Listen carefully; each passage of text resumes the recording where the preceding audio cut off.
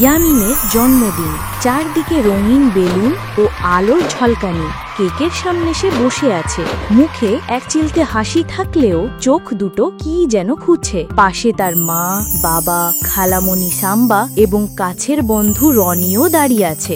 আমার ছোট্ট ছেলেটা দেখতে দেখতে আজ 13 বছরে পা দিল।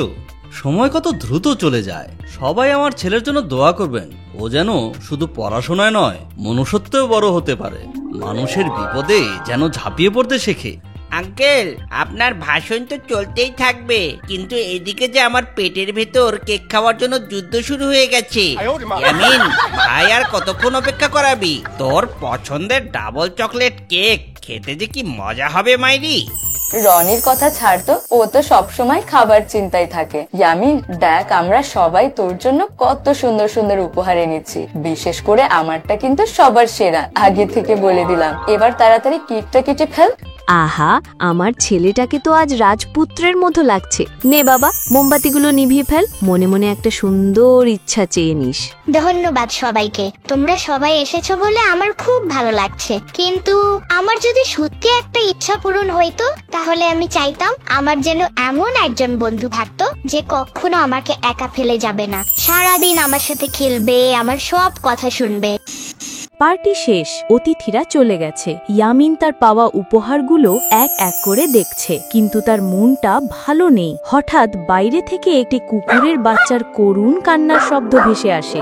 কি এত রাতে এমন কান্নার শব্দ কোথা থেকে আসছে? মনে হচ্ছে কোনো ছোট বাচ্চা খুব কষ্ট পাচ্ছে।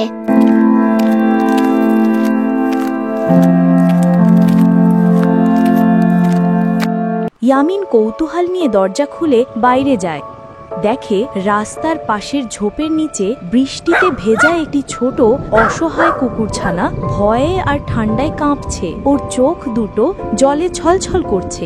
আহারে, কি হয়েছে তোমার? তোমার মা কোথায়? তুমি কি পথ হারিয়ে ফেলেছো? তোমার তো খুব খিদে পেয়েছে মনে হচ্ছে। দাঁড়াও, ভয় পেও না, আমি তোমার জন্য পৃথিবীর সেরা খাবার নিয়ে আসছি। ইয়ামিন দৌড়ে ভেতরে গিয়ে তার জন্মদিনের কেকের একটা বিশাল টুকরো নিয়ে আসে।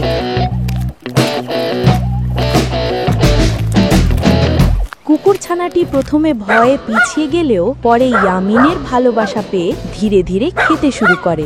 আজ থেকে তোমার নাম দিলাম টাইসন। দেখতে ছোট হলে কি হবে, তোমার সাহস অনেক। তুমি হবে আমার সবচেয়ে কাছের বন্ধু। চলো, আজ থেকে আমার বাড়ি তোমার বাড়ি। ইয়ামিন খুব সাবধানে এদিক ওদিক তাকিয়ে টাইসনকে কোলে তুলে তার ঘরে নিয়ে আসে এবং খাটের নিচে লুকিয়ে রাখে। টাইসন, একদম শব্দ করবে না কেমন? আমার আব্বু কুকুর একদম পছন্দ করেন না। উনি বলেন কুকুর নাকি বাড়ি নোংরা করে, কিন্তু আমি জানি তুমি খুব ভালো, তুমি কিচ্ছু নোংরা করবে না। তুমি এখানে চুপটি করে থাকো। ইয়ামিন আলমারি থেকে তার ছোটবেলার একটা নরম কম্বল বের করে আনে এবং টাইসনের জন্য একটা আরামদায়ক বিছানা বানিয়ে দেয়। এই কম্বলটা আমার খুব পছন্দের। এটা গায়ে দিলে আমার সব ভয় চলে যায়। আজ থেকে এটা তোমার। এখানে তুমি একদম সুরক্ষিত থাকবে। আমি তোমার জন্য খাবার আর জল নিয়ে আসছি। গভীর রাত, চারদিক নিস্তব্ধ, সবাই ঘুমে অচেতন। হঠাৎ বাড়ির পেছনের জানালা দিয়ে একজন মুখোশধারী চোর ঢোকে। সে নিঃশব্দে ইয়ামিনের বাবার ঘরের দিকে এগোতে থাকে। এই বাড়ির কর্তা বড় চাকরি করে শুনেছি। আলমারিতে নিশ্চয়ই অনেক টাকার গয়না আছে। আজ আমার ভাগ্য খুলে যাবে গো। চোরটি যখনই দরজার হাতলে হাত রাখতে যায়, ঠিক তখনই খাটের নিচ থেকে টাইসন বিপদ আঁচ করতে পেরে তারস্বরে ঘেউ ঘেউ করে চিৎকার করতে শুরু করে। একই কিসের শব্দ? কে ওখানে? কে ঢুকেছে আমার ঘরে? বাবার গলার আওয়াজ পেয়ে চোরটি ভয় পেয়ে যায় এবং যে পথে এসেছিল সেই জানালা দিয়েই দৌড়ে পালিয়ে যায়। টাইসনের চিৎকারে বাড়ির সবাই জেগে ওঠে। বাবা লাইট জ্বালিয়ে দেখেন ইয়ামিন খাটের নিচ থেকে ভয় পেয়ে কাঁপতে থাকা টাইসনকে বের করে এনে বুকে জড়িয়ে ধরে শান্ত করার চেষ্টা করছে। ইয়ামিন, এত রাতে তুই এখানে কি করছিস? আর এই কুকুরের বাচ্চাটা ঘরে ঢোকালো কে? আমি তোকে কতবার বলেছি এসব নোংরা পানি বাড়িতে আনা চলবে না। এদের গায়ে কত জীবাণু থাকে জানিস? এ কি কাণ্ড করেছিস তুই ইয়ামিন? তোর বাবা শুনলে কি ভাববে? দেখলি তো, এর জন্যই বাড়িতে অশান্তি হয়। কিন্তু আব্বু ও খুব একা ছিল, ওর কেউ ছিল না, আমি ওকে ফেলে আসতে পারিনি। আঙ্কেল আন্টি, আপনারা ভুল বুঝছেন। যদি আজ টাইসন এত জোরে চিৎকার না করতো তাহলে চোরটা আপনাদের ঘরের সবকিছু নিয়ে পালিয়ে যেত, আমরা তো কিছুই টের পেতাম না।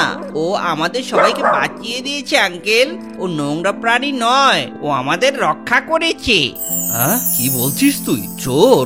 তার মানে এই ছোট্ট কুকুরটা আমাদের রক্ষা করেছে?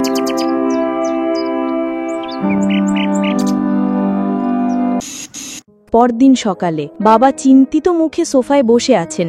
ইয়ামিন মন খারাপ করে এক কোণে টাইসনকে কোলে নিয়ে বসে আছে। সে ভাবছে আজই হয়তো টাইসনকে বিদায় জানাতে হবে। ইয়ামিন, বাবা আমার কাছে আয়। ইয়ামিন ভয়ে ভয়ে বাবার কাছে যায়। আমি কাল রাতে যা করেছি তার জন্য আমি সত্যিই খুব লজ্জিত। আমি সবসময় ভাবতাম পশুরা শুধু ঝামেলা বাড়ায়, কিন্তু আমি ভুল ছিলাম রে। তুই একটা অসহায় প্রাণীর কষ্ট বুঝতে পেরেছিস, যা আমি পারিনি। তুই ওকে আশ্রয় দিয়ে শুধু ওর জীবন বাঁচাসনি, আমাদেরও বাঁচিয়েছিস বাবা। তোর মনটা অনেক বড় বাবা, আমি তোর জন্য গর্বিত। তোমার বাবা একদম ঠিক বলেছে। টাইসন আজ থেকে আমাদের বাড়িতেই থাকবে। ও এখন থেকে আমাদের পরিবারেরই একজন সদস্য। আমার এখন থেকে 2 ছেলের দেখাশোনা করতে হবে। সত্যি বলছো আম্মু? আব্বু তুমি রাগ করোনি? তার মানে টাইসন আমাদের সাথেই থাকবে? এটাই আমার জীবনের সেরা জন্মদিনের উপহার। সুন্দর এক বিকেলে ইয়ামিন, রনি এবং সাম্বা বাড়ির উঠোনে টাইসনের সাথে বল খেলছে। টাইসন এখন আগের চেয়ে অনেক স্বাস্থ্যবান এবং হাসি খুশি। বাবা অফিস থেকে ফিরেছেন, তার হাতে একটি ছোট্ট প্যাকেট। টাইসন, এদিকে আয় বাবা, দেখ তোর জন্য কি এনেছি। বাবা প্যাকেট খুলে একটি সুন্দর লাল রঙের গলার বেল্ট বের করেন, যাতে লেখা টাইসন আমাদের পরিবারের বীর। বাহ আব্বু, এটা তো দারুণ। টাইসনকে এটাতে খুব সুন্দর মানাবে। দেখলি ইয়ামিন, তুই যা চেয়েছিলি তাই পেলি। তোর এখন একটা সত্যিকারের বন্ধু আছে। আমি তো আগেই বলেছিলাম কিছু উপহার বাক্সে আসে না, সেগুলো সোজা হৃদয়ে এসে জায়গা করে নেয়। টাইসন হলো সেরকমই একটা উপহার। সকলে একসাথে হাসতে থাকে। ইয়ামিন এক হাতে বাবাকে এবং অন্য হাতে টাইসনকে জড়িয়ে ধরে। টাইসন খুশিতে লেজ নাড়তে থাকে।